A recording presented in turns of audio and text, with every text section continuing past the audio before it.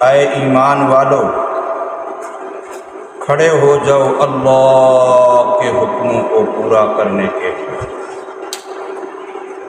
گواہی دینے والے انصاف کی، ہرگز نہ ابھارے تم کو لوگوں کی دشمنی اس بات پر کہ تم انصاف نہ کرو۔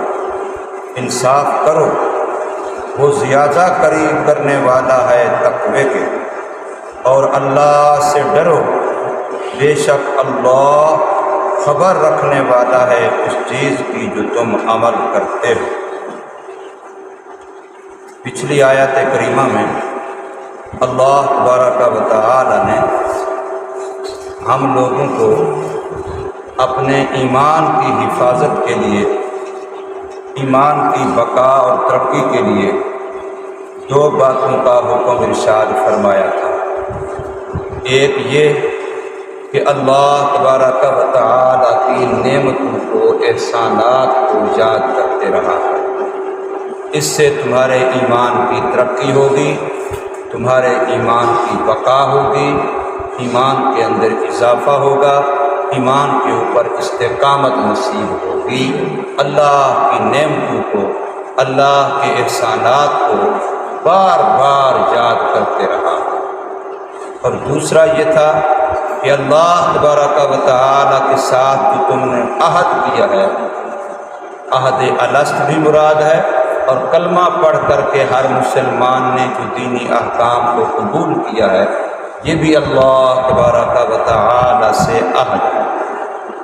ہر ایمان والا مسلمان ہوتا ہے، وہ اللہ تبارک و تعالی سے اپنی جان، اپنا مال بیچ دیتا ہے، اور اس کے بدلے اللہ تبارک و تعالی سے عہد کرتا ہے کہ میں وہ اعمال اختیار کروں گا جو جنت میں لے جانے والے ہیں، کیونکہ جنت انہی اعمال کی بنیاد پر ملی ہے۔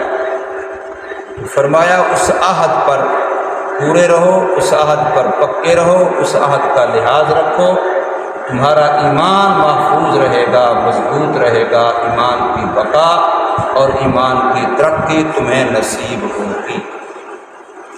اب اس آیت مقدسہ میں اللہ تبارک و تعالی نے اصل میں خطاب تو تھا ان صحابہ کرام رضوان اللہ تعالی علیہم اجمعین کو، جن کو حدیبیہ کے مقام پر عمرہ کرنے سے روک دیا گیا تھا، اور ان کو بغیر عمرے کے وہاں احرام کھولنے پڑے تھے، دم احصار ذبح کرنے پڑے تھے، پھر انہوں نے اگلے سال جا کر کے عمرہ کی قضا کی تھی۔ اب جس دن مکہ فتح ہوا، اب وہی صحابہ ہیں فاتح بن کے مکہ میں داخل ہو رہے ہیں، اور وہی لوگ جو چند دن پہلے ان کو روک رہے تھے اور کڑی کڑی عجیب عجیب شرائط ان سے منوا رہے تھے، بڑی سخت شرائط کے ساتھ مسلمانوں سے معاہدہ کرایا، لیکن اب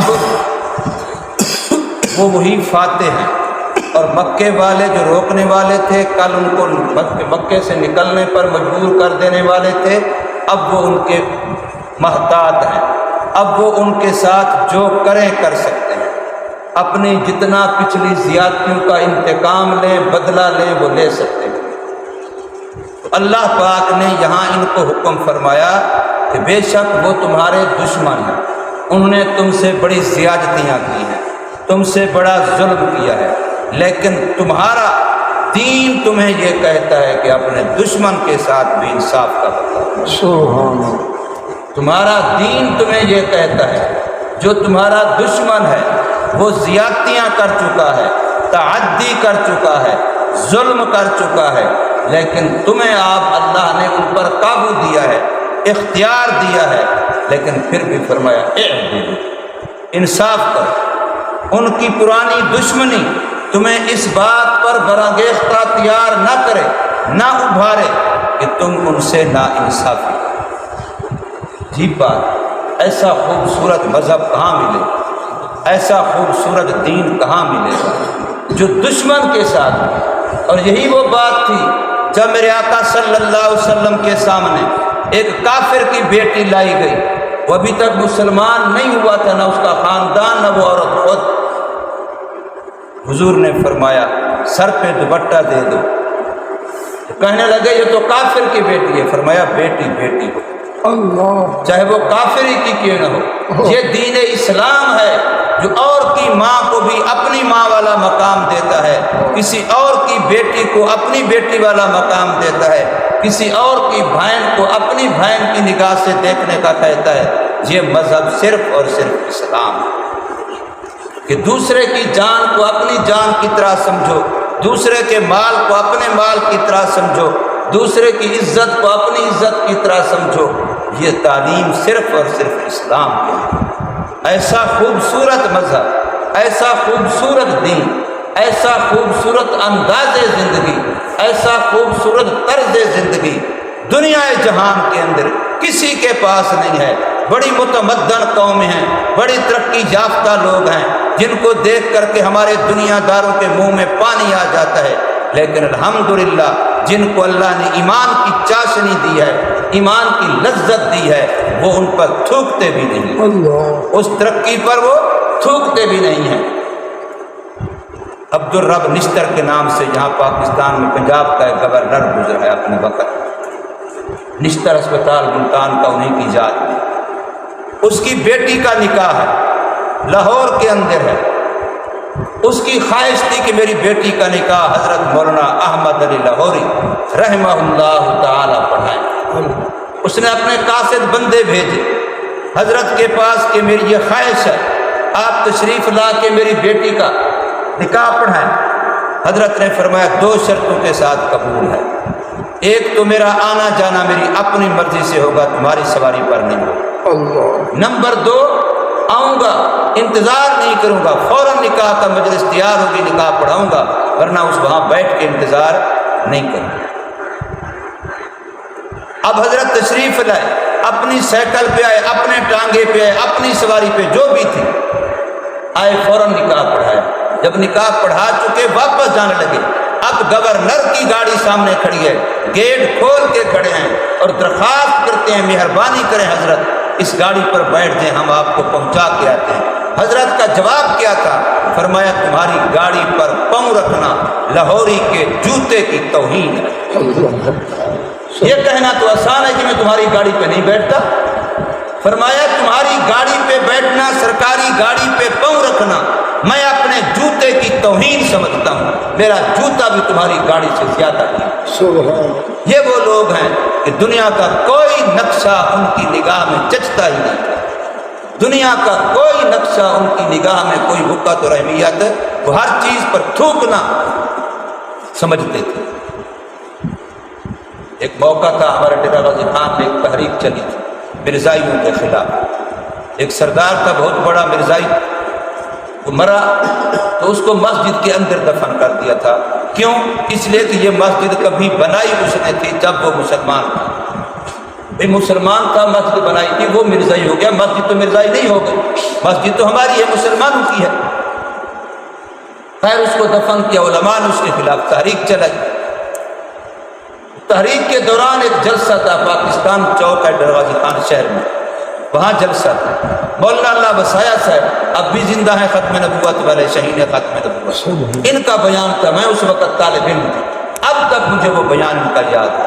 عجیب بکھرے ہوئے شیر کی طرح اس بندے نے جسم کا غصے سے ایسے کانپ رہا تھا، ایک سردار کو خطاب کیا، وہ ان کی فیور کر رہا تھا مرزائیوں کہ میں نہیں جانتا تو کون ہے کھلول بغلول، میں نہیں جانتا تو کون ہے کھلول بغلول، اگر میں تیری حقیقت بیان کروں کوئی شریف آدمی تیرے منہ پہ تھوکنا بھی برداشت نہیں۔ حیثیت کیا ہے دنیا کی چیزوں کی، حیثیت کیا ہے دنیا کے کسی عہدے کی، حیثیت کیا ہے کسی کی کار کوٹھی بنگلے کی۔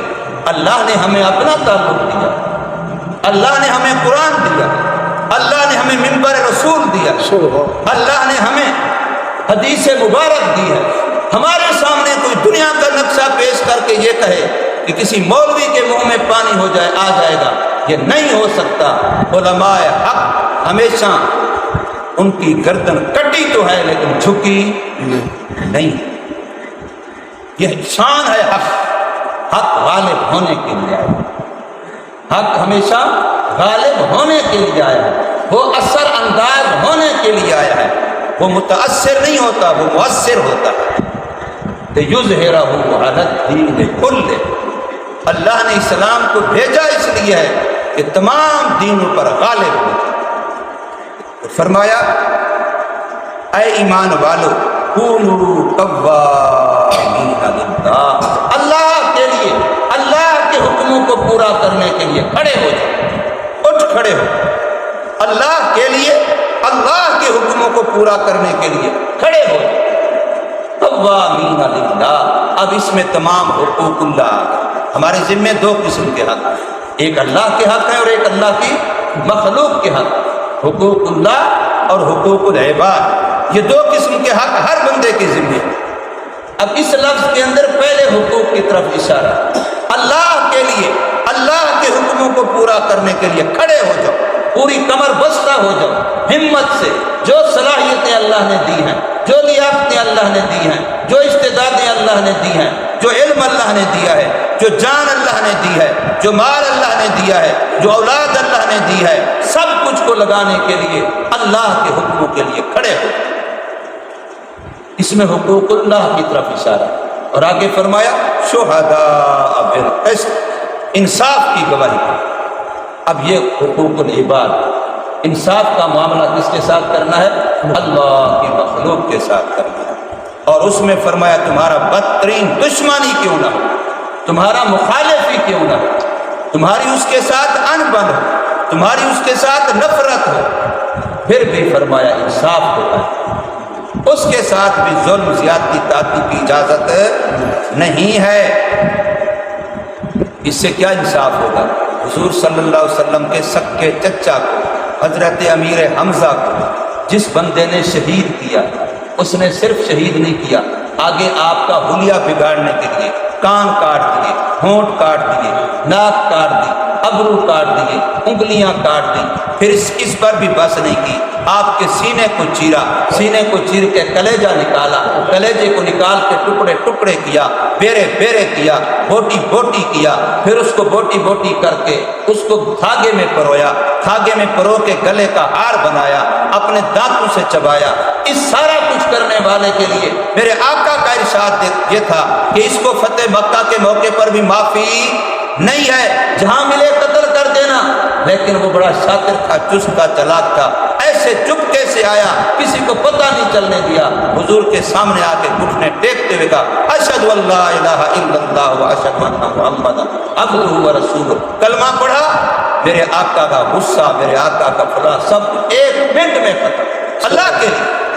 اتنا بڑا دشمن، اتنا بڑا ظالم، لیکن کوئی انتقام نہیں ہے، کوئی بدلہ نہیں ہے، ایک لحظے میں سب معاف، اللہ کے لیے۔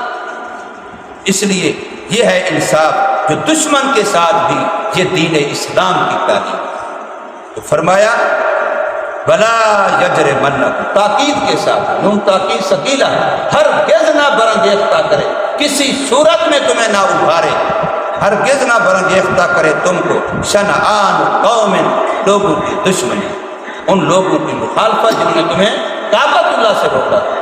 تو جنگ کے لیے تو نہیں جا رہے تھے، احرام کی حالت میں تھے، جانور ساتھ تھے ذبح کرنے کے لیے کعبۃ اللہ کی تعظیم میں، محض اللہ کے لیے جا رہے ہیں، کعبہ کے طواف کے لیے جا رہے ہیں، پھر بھی نہیں جانے دیا، اور کڑی شرطیں رکھی، عجیب عجیب سخت ترین شرطیں رکھی۔ حضرت عمر جیسا جوان کہہ رہا ہے یا رسول اللہ ہم کوئی قصوروار ہیں، تو ہمارا مسئلہ ہے کہ ہم اتنی سخت شرطیں مان کر کچھ سلوک کر رہے ہیں، لیکن میرے آقا نے فرمایا کوئی بات نہیں، تو فرمایا کہ ان لوگوں کی مخالفت تمہیں برانگیختہ نہ کرے، اللہ تعدلوا، اس بات پر کہ تم انصاف نہ کرو، اس پر تمہیں وہ برانگیختہ اختیار نہ، اعدلوا، انصاف کو ہمیشہ قائم رکھو، انصاف کسی وقت بھی تمہارے ہاتھ سے نہ چھوٹے، ہوگا اقرب للتقویٰ، انصاف پر قائم رہو گے تو یہ انصاف والا عمل تقوی کے زیادہ قریب کرنے والا ہے، اور جس دل میں تقوی آ گیا وہاں اللہ کی محبت آ گئی، وہاں اللہ کی محبوبیت آ گئی، وہاں اللہ کو پیار آ جاتا ہے۔ واتقوا اللہ، اور اللہ سے ڈرتے رہو۔ ان اللہ خبیر بما تعملون، اللہ تعالیٰ تمہارے عملوں کی خوب خبر رکھنے والا ہے کہ تم کتنے اخلاص کے ساتھ کر رہے ہو اور کتنا سنت کے موافق کر رہے ہو، کیونکہ عمل میں یہ دو چیزیں ہوں گی تو عمل میں وزن آئے۔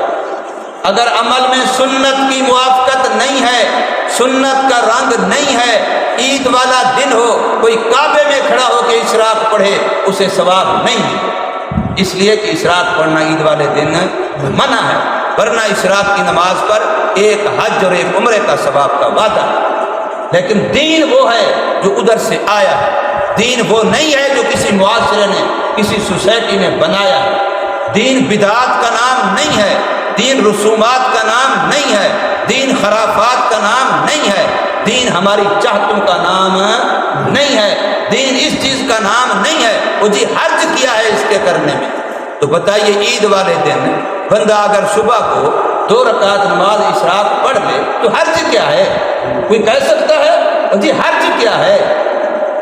بس حرج یہی ہے کہ میرے آقا نے نہیں پڑھی، یہ بڑا حرج ہے۔ جس کو حضور سے محبت ہے اس کے لیے یہ بہت بڑی دلیل ہے کہ یہ عمل میں اس لیے نہیں کرتا کہ میرے آقا صلی اللہ علیہ وسلم سے ثابت ہے، بلکہ یہی بہت بڑی دلیل ہے۔ تو اس لیے فرمایا اللہ تعالیٰ تمہارے عملوں کو خوب ان کی خبر۔ ایک تو یہ عمل میں وزن پیدا کرنے کے لیے کہ عمل میں موافقت ہو سنت، اور دوسرا اخلاص۔ یہ 2 چیزیں ہوں گی تو عمل میں وزن ہوگا، قیامت میں اس کا تول بھاری ہوگا، ورنہ عمل بے وزن ہوگا، وہ عمل کی صورت ہوگی، حقیقت نہیں ہوگی۔ اللہ پاک سمجھ نصیب فرمائے، عمل کی توفیق دے۔